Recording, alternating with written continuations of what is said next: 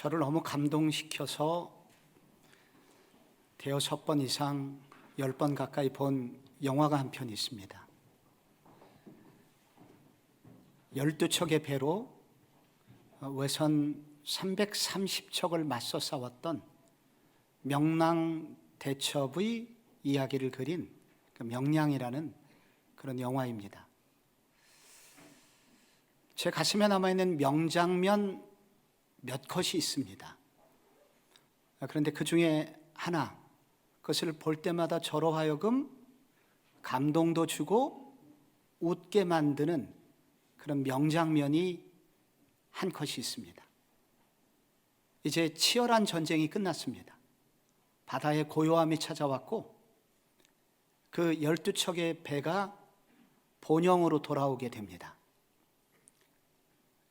대장선 이순신 장군은 갑판 위에서 소년이 주는 토란 한 조각을 먹으면서 먹을 수 있어서 좋구나 하는 그 장면 동시에 배 밑창 갑판 밑에서 일반 수군 병사들과 격군들 그리고 화포에 포를 장전했던 이름 없었던 병사들이 들어 누워서 대화를 하고 있습니다.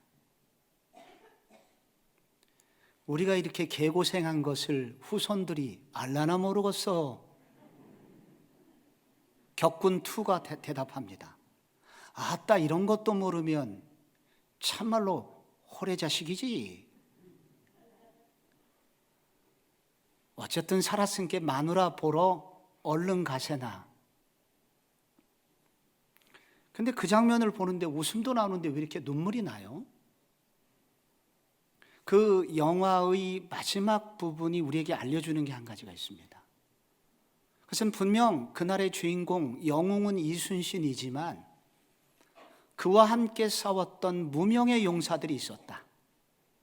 이름 없이 빛도 없이 지금은 사라져간 그날의 또 하나의 영웅이 있었으니 그것은 화초를 개어서 그리고 화약을 만들고 그것을 부지런히 장전해서 포를 만들어서 흔들리는 배 위에서 쏘아댔던 그 화포 장전 수군 병사들, 그리고 위에서 무슨 일이 벌어지는지 모르지만 죽을 힘을 다해서 노를 저었던 격군들, 그리고 굶주린, 자기도 배고프지만 굶주린 배를 움켜쥐고 그 병사들을 위해서 주먹밥을 만들었던 아낙네들, 그들은 이순신과 더불어서 우리가 꼭 기억해야 되는 무명의 용사들이다 하는 것을 알려줍니다. 그 무명의 용사들이야말로 나라가 완전히 꺼져가던 그 시대, 어둠 속에 한 줄기 빛을 던졌던 그런 사람들이라고 말할 수 있습니다. 예수님이 왜 1세기에 오셨는가? 그것은 1세기가 가장 이스라엘 백성들에게 어두웠기 때문입니다. 먼저 정치적으로 600년 동안이나 외세의 식민지로 지배를 받고 있었고 당시에는 도저히 벗어날 수 없는 철권 통치, 로마의 지배를 받고 있었기 때문입니다. 또한 둘째로 헤롯의, 로마의 앞잡이 헤롯이 많은 세금을 걷어들였기 때문에 경제적으로 말로도 할 수 없는 수탈을 당하고 있었고, 그래서 1세기의 유대인들은 굶주려 죽는 자가 도처에 널리기 시작했습니다. 또한 셋째, 그래도 영적으로 은혜를 받으면 살 수 있는데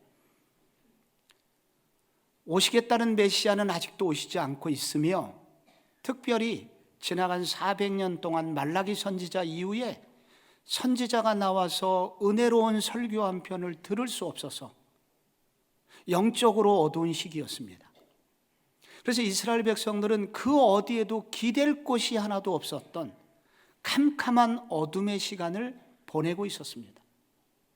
그런데 바로 그때 예수님이 오신 거죠. 예수님 오신 지 이미 40일이 됐습니다. 베들레헴에서 오신 그 예수님은 이제 40일째 되던 날 유대인의 결례, 율법에 따라서 그 부모가 제사를 드리기 위해서 예루살렘 성전에 나타났습니다. 근데 그때까지도 메시아의 탄생을 사람들은 모르고 있었고, 그래서 여전히 그들은 어둠의 시간을 보내고 있었습니다. 근데 바로 그때 예수님의 탄생을 알아보신 분들이 있습니다. 드디어 메시아가 태어나셨다. 그리고 본인이 깨닫고 선포를 하신 분들이 있습니다. 시므온과 안나라는 노인이었습니다. 위경 마태복음이라는 초대교회 문서에 보면 시므온은 당시에 114세였다고 합니다. 그리고 여기 안나라고 하는 분이 84년 동안 과부로 지냈다라는 이 원문은 84년 동안 남편 잃고 과부 생활만 84년 했다로도 번역이 가능합니다. 하여 어떤 학자들은, 보통 일반적으로 학자들은 이 안나의 나이는 당시 105세쯤 되었을 것이다, 그렇게 말합니다. 이 114세 할아버지 그리고 105세 할머니가 예수가 메시아임을 알아보고 그리고 선포합니다. 그래서 그 어둠의 시기 가운데 빛을 던지는 일을 하게 만듭니다. 우리는 왜 하나님께서 이 노인들을 사용하여 메시아를 이 땅에 왔다는 것을 알리는 일을 이 노인들에게 시키셨는지를 아는 것이 매우 중요합니다. 왜냐하면 이 시대도 그때만큼 어둡기 때문입니다. 경제적으로 우리는 지금 앞을 내다볼 수 없는 심각한 위기 가운데 처해 있습니다. 정치 안보적인 상황은 언제 전쟁이 벌어질지 모르는 그런 정세의 불안함을 우리가 가지고 있습니다. 그런데 무엇보다도 영적으로 교회는 말로도 할 수 없는 공격을 받고 있습니다. 세상은 교회가 사라졌으면 좋겠다는 이야기를 공공연히 떠들어대고 있고, 예수 믿는다는 얘기를 자신 있게 말할 수 없는 그런 영적인 어둠의 시간을 보내고 있기 때문입니다. 그래서 우리도 이렇게 한 줄기 빛을 던졌던 이 안나와 시므온, 그들은 어떻게 그 시대에 빛이 될 수 있는지를 아는 것이 중요합니다. 그 원리를 알 수만 있다면 이 어둠의 시기 속에서도 우리도 그렇게 빛을 던질 수 있고 누군가에게 한 줄기 빛이 되는 소망의 삶을 살 수 있을 것이기 때문입니다. 오늘 성경은 그렇게 될 수 있었던 이유가 영적인 암흑기 속에서도 영감 있는 기도를 드렸기 때문이라고 성경은 말하고 있습니다. 25절에 보면 이 사람은 의롭고 경건하여 이스라엘의 위로를 기다리는 자라, 성령이 그 위에 계시더라 라고 25절이 나오고, 26절은 그가 주의 그리스도를 보기 전에는 죽지 아니하리라 하는 성령의 지시를 받았더니, 27절 성령의 감동으로 성전에 들어가매. 여기 이분을 소개하면서 성령에 관하여 3번이나 언급하고 있습니다. 성령이 그 위에 계시더라라는 이 단어는, 계시다라는 이 단어는 히브리어 그 헬라어 비동사인데 이게 미완료라는 문법이에요. 이것은 완료가 안 됐다, 계속을 말합니다. 성령이 계속 머물러 있었다는 것입니다. 아직은 구약시대 사람이거든요. 구약시대에는 성령이 간헐적으로 오셨습니다. 어떤 특별한 사명이 있는 사람에게 일시적으로 오셨다가 떠나가십니다, 보통이. 그런데 이 시므온이라고 하는 사람 위에는 성령이 계속 머물러 있었다고 합니다. 26절에 보면 성령의 지시를 받았다는 단어는 하늘로부터 가르침을 받았다는 뜻이거든요. 이 말은 구약의 선지자들이 그렇게 했던 것처럼 시므온도 성령의 지시를, 가르침을 받았다는 것입니다. 27절에 성령의 감동으로 성전에 들어갔다 그랬는데, 성령의 감동으로라는 이 원문은 성령 안에서, 여기 지금 물이 컵 안에 있지 않습니까? 그래서 이 물은 지금 컵의 통제를 받고 있습니다. 성령 안에서 그는 성령의 통제를 받고 그렇게 하루하루를 살고 있었다라고 말합니다. 한마디로 성령의 사람이었다. 성령이 충만한 사람이었다. 그래서 그 시대 속에서도 소망을 가질 수 있었다라고 말합니다. 여러분, 이렇게 성령의 충만함이 유지될 때 여러분 무슨 일이 일어납니까? 무슨 일이 일어납니까? 우리가 성령의 충만함을 잊게 되면은 아무리 어려워도 우리는 어둠 속에서도 소망을 잃지 않게 됩니다. 환경이 아무리 힘들어도 이렇게 성령이 충만한 사람은 주변인들에게 희망을 줄 수 있는 사람이 됩니다. 그렇다면 어떻게 이들이 성령의 충만을 받았고 어떻게 충만을 유지할 수 있었을까요? 그것은 바로 성령의 감동으로 성전에 들어가매라는 이 문장 속에 있습니다. 성령의 통제를 받으면서 성전 안으로 들어간 것입니다. 그 말은 그는 성전에 자신의 기도 자리가 있었다는 얘기입니다. 그리고 성전에 정해진 시간에 기도의 시간, 그에게는 정해진 기도의 시간이 있었다는 것입니다. 이 시므온에게는 정해진 기도의 시간과 정해진 기도의 자리가 있었습니다. 그래서 수십 년 동안 반복적으로 이 기도를 해왔습니다. 그런데 메시아가 안 왔잖아요. 그래서 낙심이 될 만도 한데 그는 포기하지 않고 그날도 바로 그 기도의 자리, 그 기도의 시간에 들어갔고, 그것이 바로 시므온으로 하여금 성령 충만하게 하였고 그 성령의 충만을 유지할 수 있도록 만들어줬다는 것입니다. 결국 그 힘이 바로 자기도 희망을 갖고 주변인들에게 희망의 빛을 던질 수 있었다는 것입니다. 이 성전에 들어갔다, 성령 안에서 성령의 통제를 받으면서 성전에 들어갔다라는 이것은 성경 여러 곳에 나옵니다. 경건한 유대인들은 하루 3번 기도를 했습니다. 3시, 6시, 9시. 6시에 시작을 하니까 9시, 12시, 오후 3시에 그렇게 기도를 했다는 얘기입니다.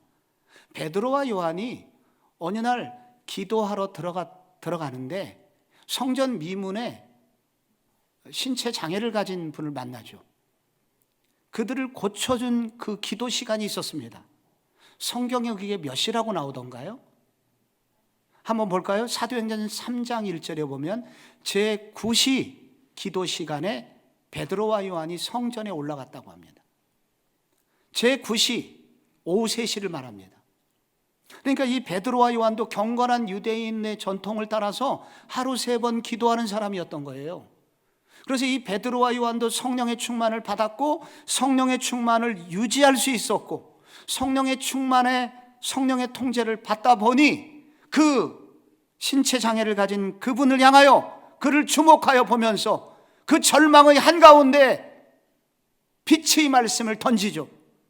은과 금은 내게 없거니와 나사렛 예수 그리스도의 이름으로 일어나 걸으라. 그래서 그가 벌떡 일어나게 된 것입니다. 결국 시므온도 베드로와 요한도 정해진 기도의 시간, 정해진 기도의 자리, 그리고 포기하지 않는 끈질긴 기도가 그들로 하여금 성령의 충만함을 유지하게 하였고, 그래서 그 희망의 빛이 꺼지지 않고 계속 그들 속에 남아있게 되었다는 것입니다. 1962년 2월 눈이 많이 오는 삼각산 꼭대기에 움막을 치고 거기 기도하는 몇 명의 청년들이 있었습니다. 그때 그 청년들, 여러분 요즘 그때 추위가 영하 20도였다고 하는데 오늘 추위하고 비교가 안 되는 게 요즘 우리는 정말 좋은 옷들이 있잖아요.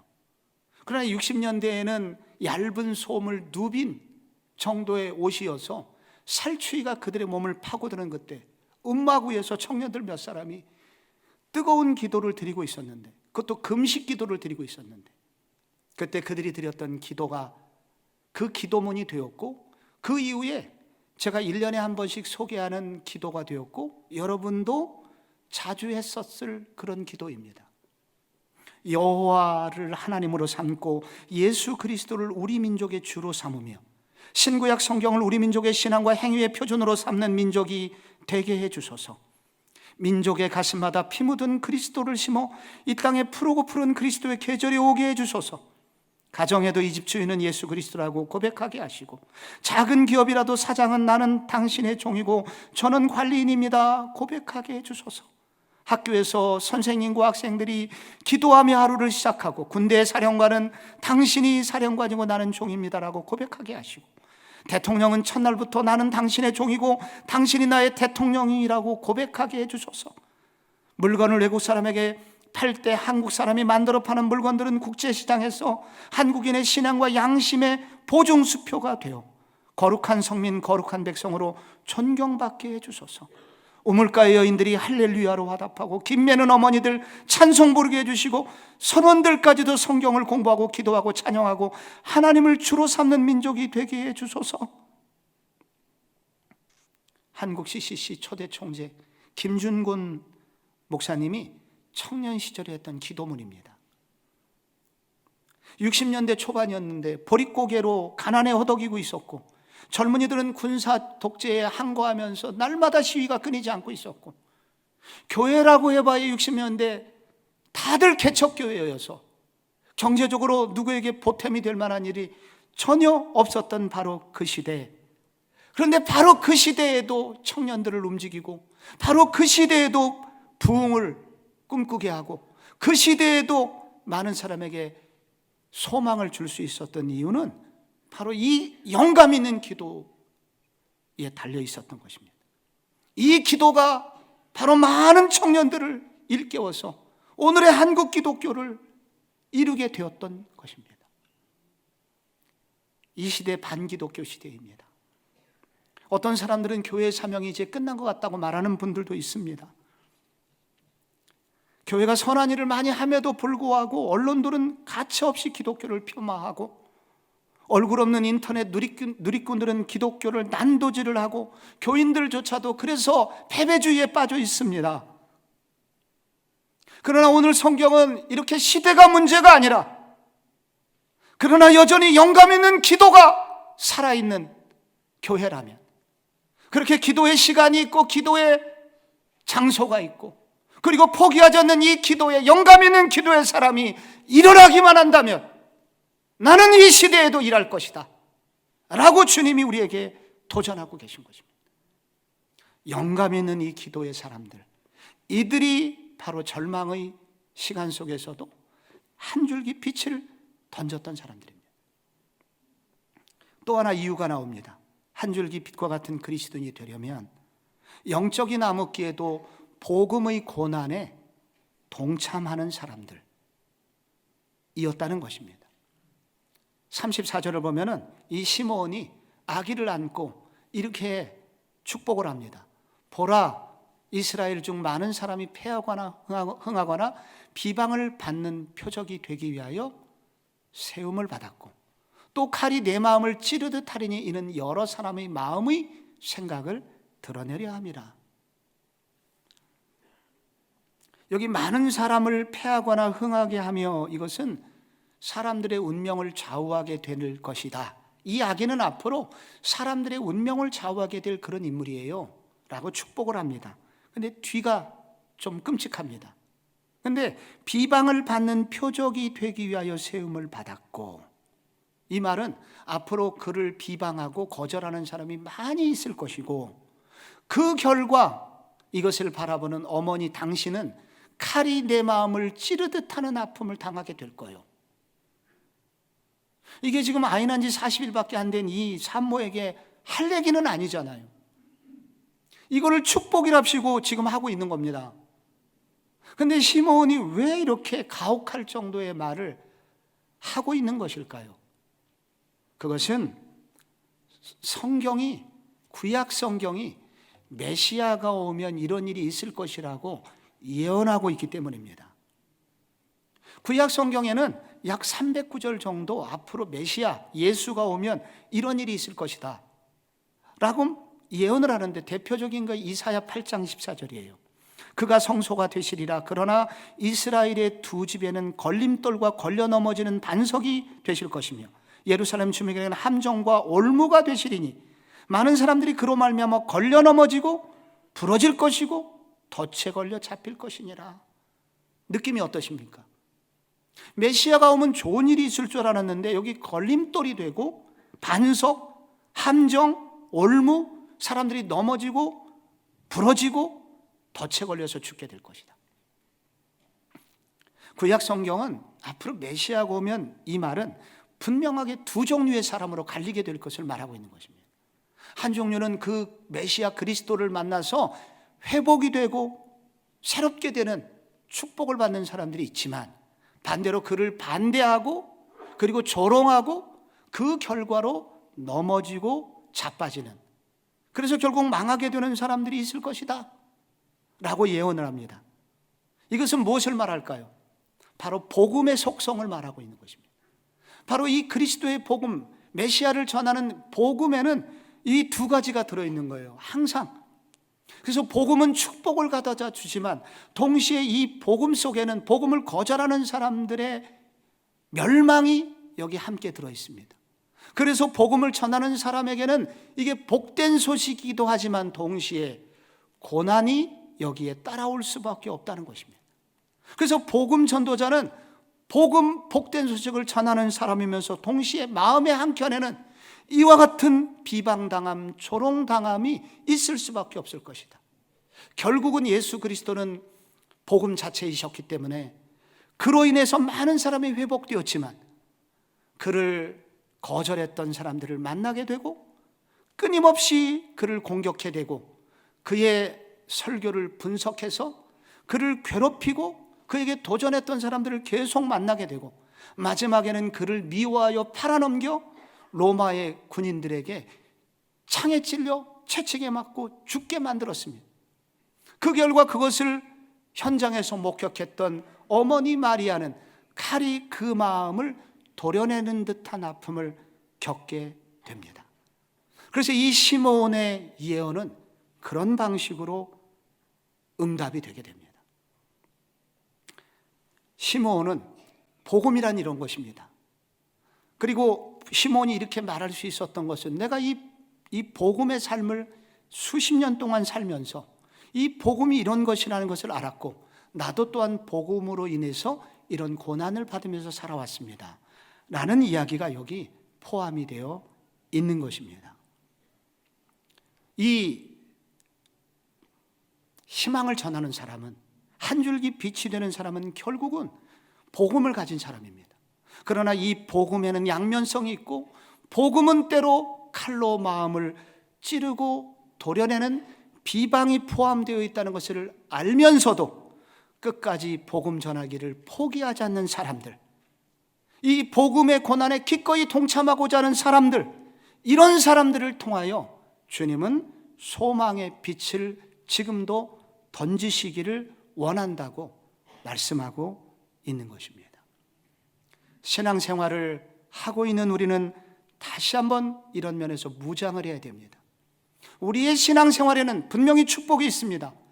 그러나 우리의 신앙생활이라는 것 한켠에는 또 다른 뒷면이 있으니, 그것이 때로는 칼이 마음을 도려내는 듯한 아픔도 포함되어 있다는 것을 말합니다. 그러나 그럼에도 불구하고 끝까지 이 복음의 길을 포기하지 않는 사람들을 통하여, 그런 사람들을 통하여 하나님은 오늘도 소망의 빛, 한 줄기 빛을 비춰주겠다고 약속하고 계십니다.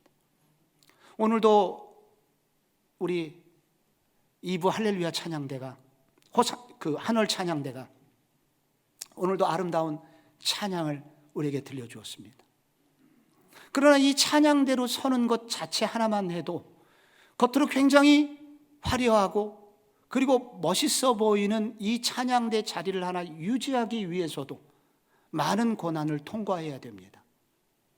당신은 어떻게 찬양을 하는 사람이 그렇게 웃지도 않고 감옥에서 출장 나온 얼굴을 하고 맨날 찬양하시오? 왜 당신은 그 역할을 제대로 하지 못하시오? 이런 비난을 받아야 저 자리 계속 앉아 있을 수 있습니다. 주일학교 교사들, 왜 요즘 주일학교 교사들이 이렇게 열정이 없나? 아니, 우리 자식이 지난주에 결석을 했는데도 왜 연락이 하나 없나? 이런 도전을 넘어서야 그 자리 계속 지킬 수 있는 것입니다. 우리는 식당 봉사를 계속하고 있고 주변에 많은 아이들에게 밥을 주고 있지만은, 그러나 그 아이들 중에서도 감사를 전혀 모르는 아이들, 그리고 끊임없이 더 많은 것들을 요구하고, 그리고 밥 위에 다른 것까지 달라고 하는 그러한 아이들을 만날 때 이 일을 계속해야 되나 말아야 되나, 그런 고민을 넘어서야 그 자리를 계속 지킬 수 있다는 것입니다. 오늘 여러분이 차를 가지고 대부분 오셨을 텐데, 그 주차 봉사 하시는 분들, 제지하면 들이박을 기세로 차를 모시는 분들이 있습니다. 그들과 다툴 수는 없고 그것을 견뎌내야만 하는, 그래야 그 자리 끝까지 지킬 수 있는 분들입니다. 우리의 신앙생활이 이렇다는 것입니다. 그럼에도 불구하고 이분들이 그 자리를 버티고 있습니다. 지키고 있습니다. 왜냐하면 그분들은 복음에는 이런 아픔이 있다는 것을 아는 분들이기 때문입니다. 복음을 가지고 복음적 삶을 사는 것에는 이러한 아픔이 있다는 것을 알고 여전히 그 자리를 지키고자 하는 사람들을 통해서 주님께서는 한 줄기 빛을 비추는 도구로 써주시겠다고 말씀하고 계십니다. 마지막으로, 한 줄기 빛처럼 쓰임받는 사람은 이 영적인 암흑기에도 하나님 나라의 꿈을 꾸는 사람들입니다. 25절을 다시 한번 보시면, 이스라엘의 위로를 기다리는 자라, 그가 주의 그리스도를 보기 전에는 죽지 아니하리라 하는 성령의 지시를 받았더니, 여기 시므온과 안나도 마찬가지고 이 두 분은 지금도 기다리고 있는 사람들이었다고 합니다. 이스라엘의 위로, 그러니까 하나님께서 언젠가 메시아를 보내주셔서 반드시 이스라엘 우리를 위로해 주실 거야, 회복의 날을 주실 거야 라고 기다리는 자라. 누가 기다릴 수 있습니까? 믿음이 있어야 기다립니다. 그래서 믿음으로 기다리는 사람을 다른 말로 하나님 나라의 꿈을 꾸는 사람이라 이렇게 부릅니다. 그런데 하나님 나라의 꿈을 꾸는 사람은 특징이 있습니다. 그들의 입에 찬송이 있습니다. 억지로 기다리지 않고 즐겁게 기다립니다. 그래서 오늘 성경을 보면은 성경 읽는 구절 중에 움푹 들어간 부분이 있어요. 이것은 바로 구약에 나오는 찬송을 여기 갖다 놓은 것입니다. 그래서 여기 시므온의 찬송이 소개가 됩니다. 주제여 이제는 말씀하신 대로 종을 평안히 놓아주시는도다. 내 눈이 주의 구원을 보았사오니 이는 만민 앞에 예비하신 것이 이방을 비추는 빛이요 주의 백성 이스라엘의 영광입니다 하면서 시므온이 덩실덩실 춤을 추면서 찬송을 하고 있습니다. 그는 억지로 기다린 게 아닙니다. 찬송하면서 기다립니다. 왜? 하나님께서 주신 꿈이 있기 때문에.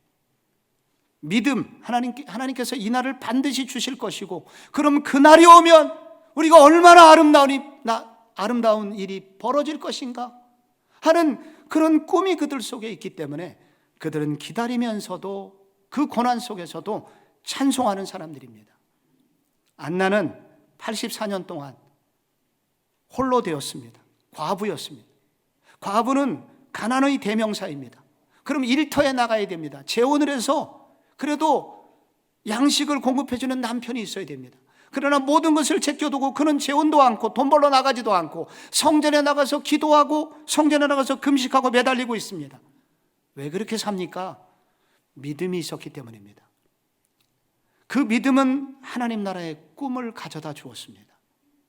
그래서 하나님께서 반드시 지금 이스라엘이 패배하고 실패한 것 같아도 하나님은 반드시 우리를 회복시켜 주실 거야, 이런 꿈이 그에게 있었기 때문에 그는 그 고난 속에서도 찬송하면서 그날을 기다릴 수 있었던 것입니다. 하나님 나라의 꿈을 꾸는 사람의 특징을 바울은 고린도후서 6장 9절에 이렇게 표현했습니다.